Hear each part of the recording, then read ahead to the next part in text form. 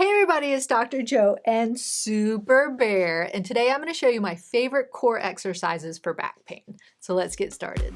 Disclaimer alert, disclaimer alert.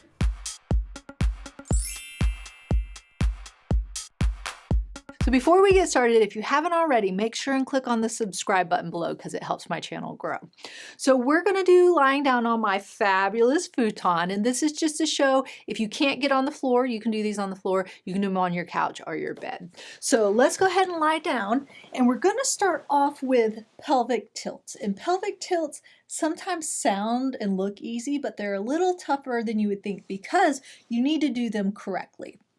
Sometimes people just kind of push down, trying to push their back into the floor. A pelvic tilt is where you're rotating the pelvis or the hips back, so you're flattening out your back onto whatever you're lying on. So the goal is almost imagine that belly button is going down into the bed or the floor. So rotating back into that pelvic tilt. You're tilting it back, but you're not using your feet. You're not pushing with your thigh muscles. You're rotating it all here at the pelvis area. So once you rotate back, kind of flatten out that back, try and hold it for about 3 to 5 seconds.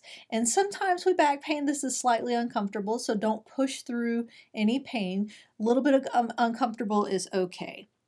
So again, holding it for about 3 to 5 seconds. If you haven't done these before, maybe just start off with 5 to 10 a couple times throughout the day, and then you can work up your sets and your reps. So then after that, you're going to go into a full bridge. So this time you're actually bringing your bottom up, and this is really working the core, because when you're working your core exercises for back pain, you don't just want to work your abs. You want to work the front, you want to work the sides, and then you want to work the back too. So these are going to help with your glutes and your hamstrings, which helps with that back pain. So strengthening them will get them better. So with the bridge, this time you're rolling up. So you are lifting your bottom off of the couch. So nice and slow coming back down too. You really want to control this motion. So it's not just up and down and getting it over with, but you really want to control that movement. If you can't come up as high as me, that's okay. You can modify it and just try and bring your bottom up.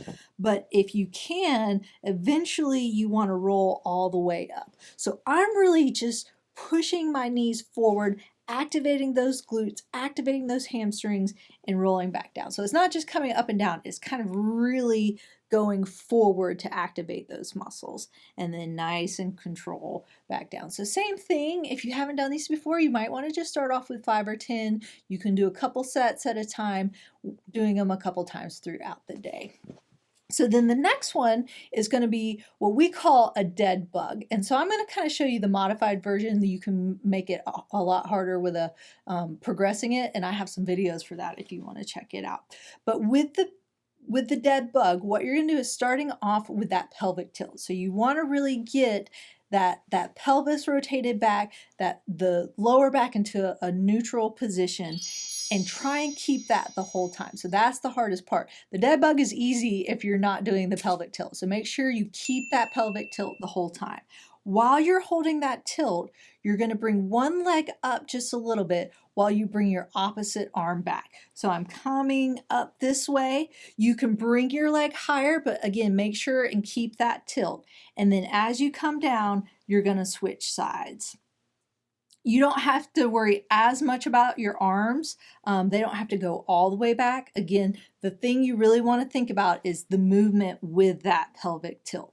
Now, if you, again, haven't done these before, you might want to reset every time, but the goal is to hold the tilt the whole time. But if you have to start over each time, if you're losing that tilt, start back over, reset, and then bring it up again. So alternating sides is the goal. And again, if you feel like you're coming out of that tilt, you're probably fatigued out, or make sure that you're resetting everything.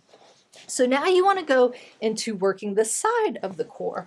So side planks, or I'm going to do modified side planks right now, are really kind of the best ones to do to really get that core, because you're not doing a lot of big movements that might hurt your back more, but you're activating those muscles. So when you're doing side planks or modified side planks, you're going to go up onto your knees instead of your feet. make sure the elbow and the shoulder are in pretty much alignment. You don't want to be far out here and you don't want to be way under because you don't want to end up hurting your shoulder trying to do the plank. The legs and the knees are going to be together. And so see, I'm started back just a little bit, but when I come up, I'm moving my hips forward so I can get into a straight line. So when I come up, I want to be pretty much in a straight line here. You want to come up as high as you can. You might be down just a little bit. That's okay to start off with, but the goal is to really get up high in alignment there. And then you can start off with just 10 to 15 seconds. Maybe even 5 to 10 if you haven't done them before, but eventually you want to work up to maybe 30 seconds. If you're feeling really good and you can get to a minute, then you can go into that full plank there. But I wouldn't try that full plank until you can really do that modified side plank for a while. So then the next one is going to be a modified plank. So then you're going to come all the way over. You're still going to be kind of on your knees when you come up. So same concept where you want those elbows to be pretty much in alignment with the shoulders because you don't want to end up really irritating your shoulders.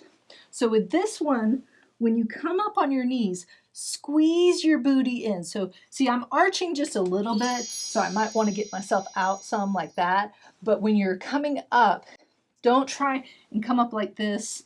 Don't try and sag down low. Really come up, but squeeze the booty, squeeze those glute muscles, and you're going to feel that whole core activating when you're doing it.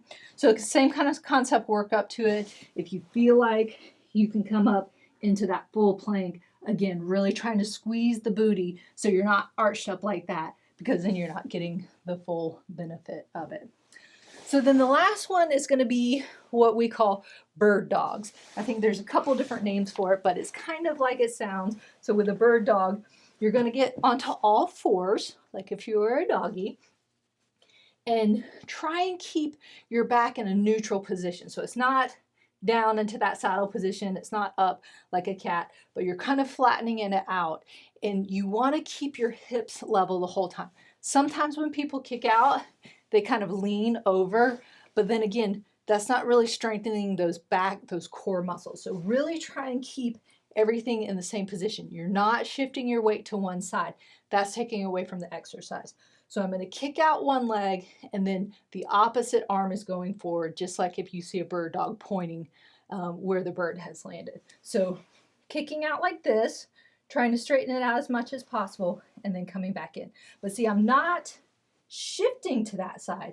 I'm using my core to keep everything tight. If I'm shifting, let's see if I can show you. If I'm shifting, and leaning like that or turning my hips, then that's not doing the right exercise. You might actually make your back more sore. So if you can't do the full bird dog, you can start off with just bringing your arm out or just kicking your leg out.